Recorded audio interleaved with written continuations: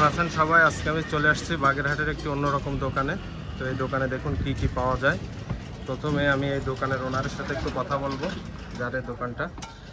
আচ্ছা ভাই, প্রথমে আপনার একটু পরিচয়টা দেন। আপনার নাম কি? আমার নাম হচ্ছে নিরাপদ দে। নিরাপদ দে।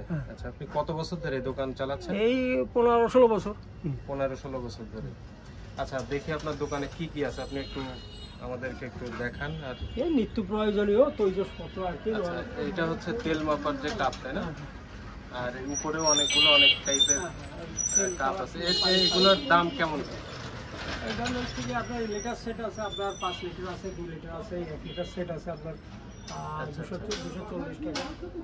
240 টাকা। এই হচ্ছে আপনার 300 টাকা।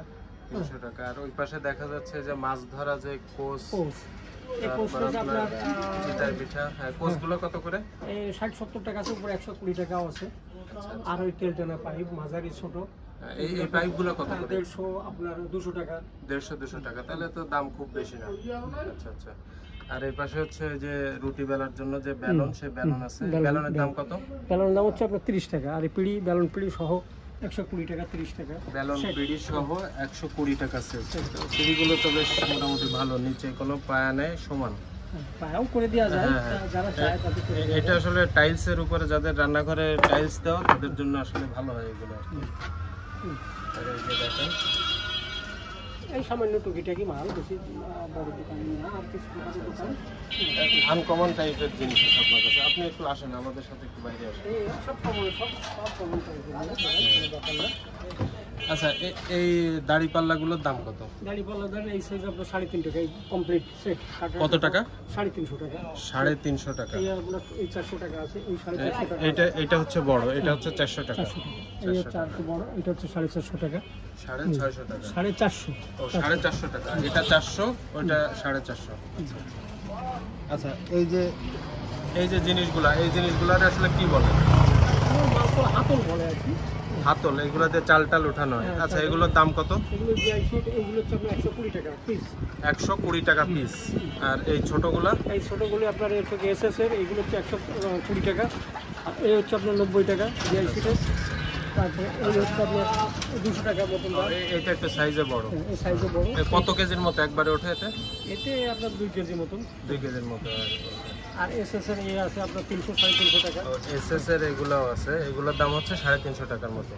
আচ্ছা, এই যে দেখতে পাচ্ছি কোরানি আছে, নারকেল কোরানোর জন্য, এগুলোর দাম কত? এই 150 টাকা মতন দাম আছে। 150 টাকা, একেবারে এই অবস্থায় 150 টাকা বিক্রি হবে। আচ্ছা আচ্ছা, তো অনেক আনকমন জিনিস আছে। আর এইগুলো হচ্ছে যে রান্নার জন্য বা তেলে টেলে ভাজার জন্য যে এগুলোকে কি বলে? খুন্তি হচ্ছে আপনার ঝাঁঝরি আটা বলে, ঝাঁঝরি আটা। ঝাঁঝরি। হ্যাঁ, এগুলো এসে 300 টাকা পিস। এইগুলো হচ্ছে আপনার 130 টাকা। এই জিআইসিটের। আচ্ছা, এর ছোটো সাইজও আছে আর কি, বিভিন্ন রকম। আপনার সর্বনিম্ন 60 টাকা পড়ে। আচ্ছা, এই যে স্টিলের, যে স্টিল তো না, লোহার যে কোরানি, এইগুলোর দাম কত? এগুলো হচ্ছে 180 টাকা। 180 টাকা। আবার এখানে আছে ইঁদুর মারা যে কাঠের বাক্স, 70 টাকা পিস।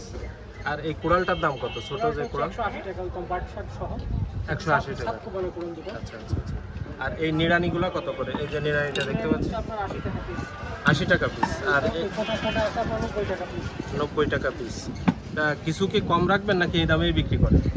কিছু কম বেশি হয় আর কি।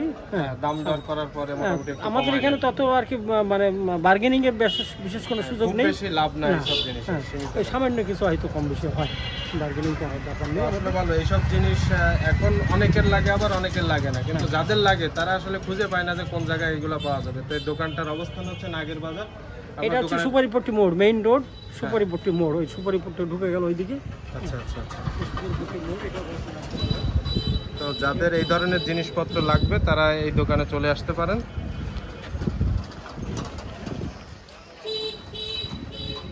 ঠিক আছে, তা আপনাকে অসংখ্য ধন্যবাদ, ভালো থাকবেন। আপনাকে অনেক অনেক ধন্যবাদ।